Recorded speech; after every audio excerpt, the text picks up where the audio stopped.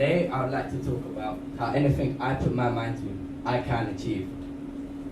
Let me ask you a question. If there was a competition to build a 3D piece of art, there was artists, architects, and some local people taking part, who do you think would win? An artist? An architect? Someone from the local community? Now, if anyone guessed an 8-year-old boy, you must have an extremely lucky guess. Because whilst I was 8, that was exactly what happened to me.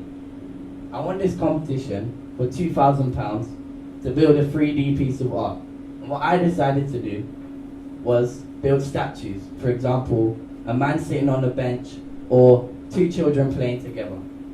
So how did I go about winning this competition? So from the beginning, I didn't think about the losing or, interestingly, the winning. All I focused on is myself and making my idea the best possible it could be. I didn't focus on the competition or how good their ideas were. And I never thought I was at a disadvantage being 8 against people with degrees in architecture or people with professional artist jobs. And no matter how much I put my mind to it, I had to focus on my behaviour. Let me give you an example of that. If I wanted to get an A in the exam, no matter how much I put my mind to it, I couldn't determine whether or not I get an A. The only person that could determine that was the marker of the paper. What I would have to focus on is my behaviour and not think about the goal of getting an A at all. I would have to work on my exam skills or practicing my exam technique. That way, I'd give my best opportunity of achieving the goal without thinking about the goal at all. When I was 10, I started playing football as a goalkeeper. By the time I was 13, I was training a lot. I was in the park with my dad doing some extra goalkeeper practice. This man came along. He was about 65. Said he was a professional footballer when he was young. He asked if he could take a few shots. But I was in this massive goal that was professional size for me when I was 13.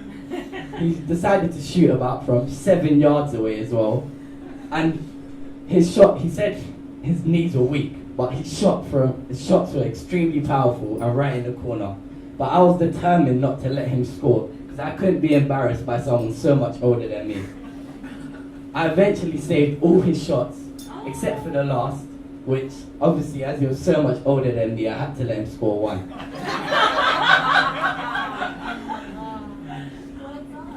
Well, it didn't all start like this for me. When I was 8, I actually came in home crying most days because my friends told me I was not good enough to play football with them.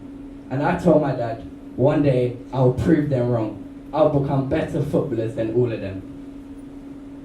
And by the time I was 10, I joined a local club as a goalkeeper. As I was really good at saving the shots, but not really good at kicking.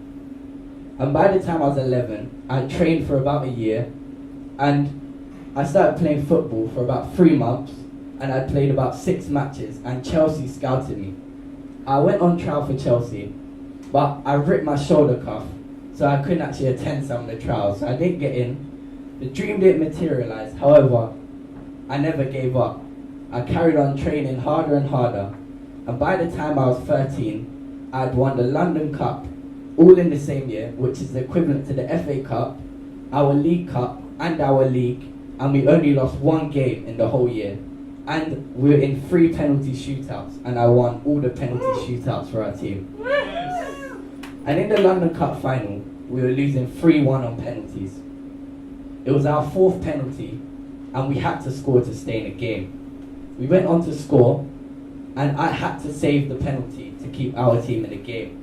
I was shouting at the kid, "You're gonna miss, you're gonna miss, you're gonna miss."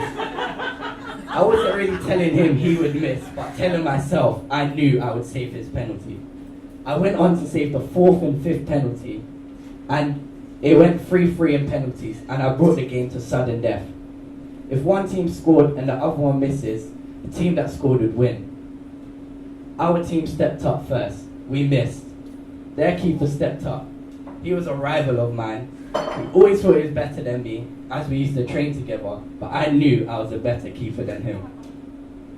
I went to save his penalty, and then I'd stepped up to take the 7th penalty, as I had something to prove back to him. I went on to score my penalty, posting in, and save the winning penalty. Our team was ecstatic. I was man of the match, and in the caption for the sports column of our local newspaper, Otis the Arts breaker and hero. My surname Arts rhyming with hearts.